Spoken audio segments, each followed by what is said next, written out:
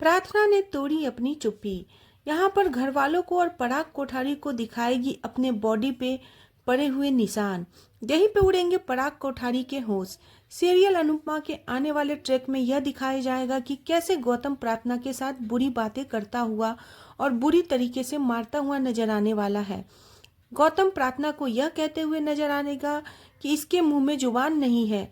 प्रार्थना अनुपमा से यह कहती हुई नजर आएगी कि तुम अब चुप मत रहना, नहीं तो पूरी जिंदगी ऐसे ही तुम जलती रहोगी।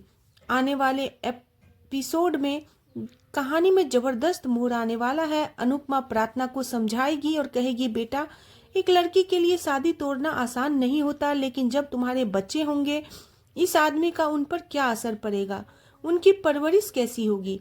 अनुपमा प्रार्थना का हाथ पकड़कर उसे विश्वास दिलाना की कोशिश करेगी और कहेगी, मेरे साथ बाहर चलो।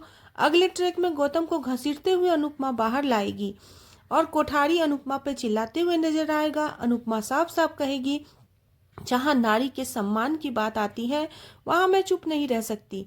चाहे शादी टूट जाए, लेकिन मैं अपनी बेटी का घर बचाने के लिए किसी और लड़के को मुसीबत में नहीं देख सकती।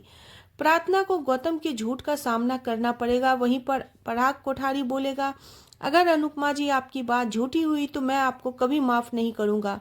तुम्हारी बेटी को अपने घर की बहू नहीं बनाऊंगा। अनुपमा फिर से प्रार्थना का हाथ पकड़कर कहेगी, अब चुप नहीं रहना, तुम बहुत सह चुकी, अब समय आ गया है इस आदमी का असली चेहरा सबके सामने लाने का। गौतम कहेगा, प्रार्थना कुछ नहीं बोलेगी, मैंने ऐसा कुछ नहीं किया है, यह सब झूठ है। लेकिन अनुपमा प्रार्थना का हाथ पकड़कर उसे बोलने के लिए प्रेरित करेगी।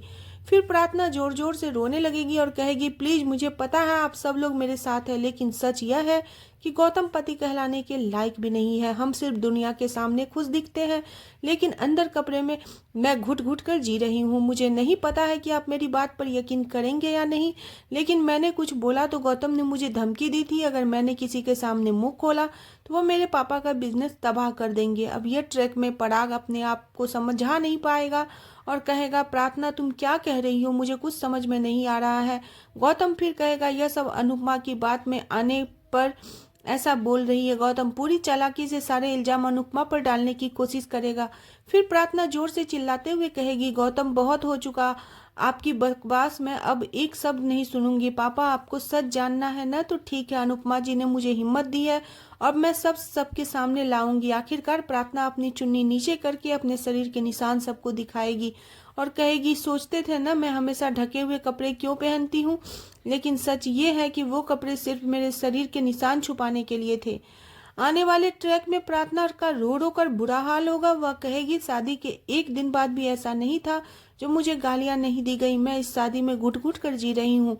अंत में प्रार्थना अपने ऊपर बीते हुए सारे समय के बारे में बताएगी। फिर वह पैनिक हो जाएगी और बेहोश हो जाएगी। यह देखकर पराग कोठारी का गुस्सा फूट पड़ेगा और वो गौतम पे चिल्लाते हुए कहेगा, तुम्हारी हिम्मत कैसी हुई मेरी बेटी पर हाथ उठाने की। यह ट्रैक बहुत ही दिलचस्प और जबरदस्त होने वाला है। सीरियल अनुपमा के अपकमिंग ट्विस्ट में बहुत कुछ लेकर आने वाला है, तो बने रहे सीरियल अनुपमा में। और नेक्स्ट एपिसोड के लिए चैनल को सब्सक्राइब करना बिल्कुल न भूलें।